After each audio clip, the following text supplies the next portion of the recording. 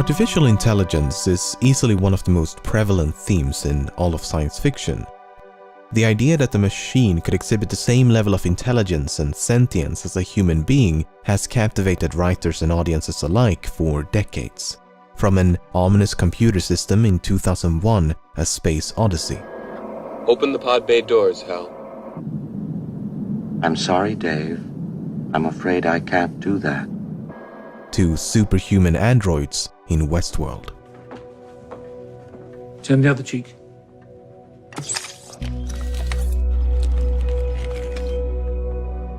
This captivating subgenre of science fiction has experienced a diverse range of depictions. But fiction has a habit of romanticizing certain aspects, such as the frequent inclusion of humanoid robots. Building a robot in pursuit of AI is a bit like constructing the chassis of a car before the internal combustion engine was even invented. But I guess anthropomorphism is just an easier solution than expecting audiences to get emotionally attached to a few lines of code. Unless you're Joaquin Phoenix, of course, but that dude can do anything. In recent years, a few outspoken intellectuals such as Elon Musk, Sam Harris, Stephen Hawking, Nick Bostrom to name a few, have voiced genuine concerns for the rise of artificial intelligence as brilliant minds across the globe are competing to retrace the hundreds of millions of years of evolution that resulted in the human brain. And while many experts have no doubts about machines' ability to achieve human-level intelligence at some point in the future, just as many believe it to be an impossibility. And perhaps it is. Perhaps we are incomprehensibly complex in such a way that we cannot do what nature has done to us. Then again, if random mutations can lead to intelligence, how hard can it be? In fact, even though evolution had a hell of a head start, machines have already surpassed us in some limited domains. Take the two popular board games chess and Go. The best human chess and Go players in the world have been defeated by artificial intelligence. Just think about that. No human player will ever again become the best at either of these two games. No matter how hard you try, even if you dedicate your entire life to become the best player you could possibly be, it will never be enough. Luckily for us, there's a lot more to the human condition than chess and Go, but is it that dubious to think that more general talents and abilities could be rendered equally obsolete? Assuming it's possible, what happens when machines become more competent at performing any and all physical and mental labor? If AI becomes more competent in every regard, then what purpose or function would be left for us to serve? The music playing in the background of this video was entirely composed by a machine.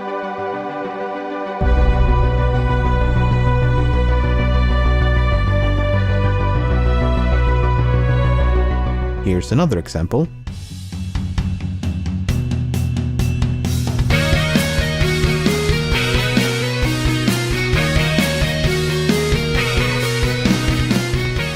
How about some acoustic guitar?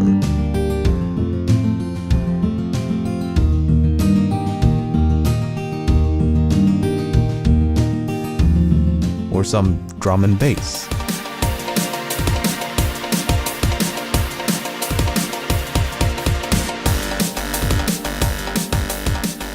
It's quite impressive, but then take a listen to this.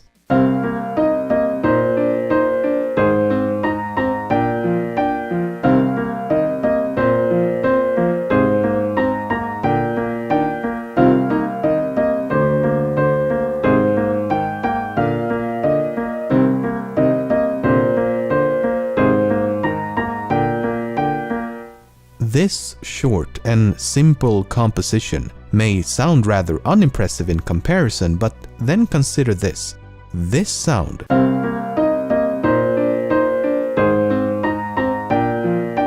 is not the sound of a piano.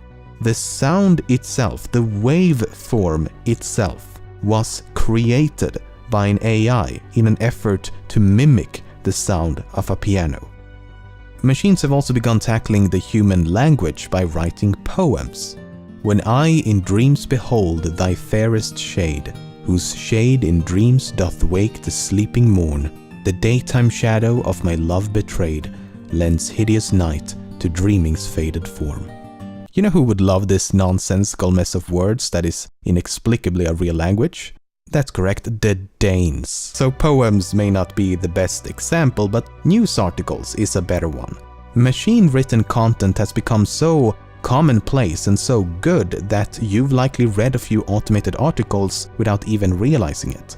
If you pause the video, see if you can discern which of these two paragraphs were written by an AI. The answer will be in the description. Now this is one of my favorites. Many of you have likely played around with text-to-speech engines. You input some text and then a voice will read it aloud. Many of you have likely played around with text-to-speech engines. You input some text and then a voice will read it aloud.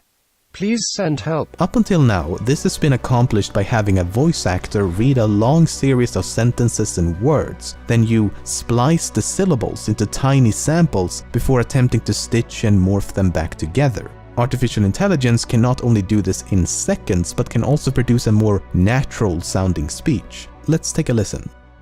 The Blue Lagoon is a 1980 American romance and adventure film directed by Randall Kleiser. The Blue Lagoon is a 1980 American romance and adventure film directed by Randall Kleiser. Aspects of the Sublime in English Poetry and Painting, 1770 to 1850. Aspects of the Sublime in English Poetry and Painting, 1770 to 1850. It can also produce human-like gibberish. Sådan. It was fantastic, yeah. Jag stod till man på den platsen och citat jag det the fact that God could get so. I'm class. Find the neck out. So again, like then, la house is a phone. That's like, is it today? So, how does it work? Well, as you can imagine, it's complicated, and that's a severe understatement, but let's use an analogy. Think of a human infant. An infant doesn't really know or comprehend anything. It's just an oblivious sack of meat that occasionally moves around and screams a lot. Nevertheless, the human brain must be doing something, right? I mean, it's not dead, so what's happening? Well, for the most part, the brain will be searching for patterns, systematically attempting to identify recurring events in an effort to make sense of the world. Colorful toys equals fun. Vegetables, not so fun. If mommy and daddy can speak, maybe I can speak. If they can walk around on 2 feet, maybe I can too. A few years of this repetitive learning process and we can go from this to this, and even this. And unfortunately this, you don't want that. This is essentially what machine learning is all about. You create a simple mathematical model of the human brain and then you feed it a bunch of information. This artificial neural network will then attempt to make sense of this information by learning from past mistakes and imitation. The result is this natural evolution that no human could ever manually program. And there's really no reason why this system could not be scaled up to human levels and beyond. A limiting factor of the human brain is that it has to fit inside a cranium. An artificial brain could be the size of a building or larger still. An AI could also operate at the speed of light as well as improve upon itself. In essence, it could teach itself how to learn new things, and in doing so would eliminate the need for a human at the controls. I don't know about you, but the fact that this is even theoretically possible makes me a bit worried for the future. There is a genuine cause for concern, as lost in this idealistic quest for improvement is the function of humanity itself. If we render the species incompetent, what's to prevent artificial intelligence from recognizing that incompetence and taking control? Because how do we control something that is more intelligent than us? It would be like a colony of ants attempting to control even a single person. It just isn't believable. And elaborating upon that analogy, think about the way we treat ants. Most of us don't have some deep hatred for ants, but if they are ever in the way of something that we want to accomplish, we could not care less about their existence. And even if we did care, how would we explain to them that they need to move because we want to construct a building or something? Attempt to explain to the millions of animals living in the jungle the geopolitical and socio-economical reasons for why we continue to destroy their home. It's impossible. They simply lack the intelligence to understand. And that is what so many are concerned about, that we would lack the intelligence to keep up. So this concern for AI has nothing to do with malevolence, it's simply a fear of losing control. Then there's the issue of sentience and cognition, which are entirely different beasts altogether, but if we assume that super intelligence is possible, how long until that happens? It may be sooner than you think, as most estimations seem to land in between 3 to 6 decades. So within this century. But I mean, it's just estimations, so who knows? No one can predict the future. We don't know, to be honest. I seriously hope they're wrong though, because it'd be so much more convenient if we could just leave this impending doom of humanity to our children and just reap the benefits in the meantime.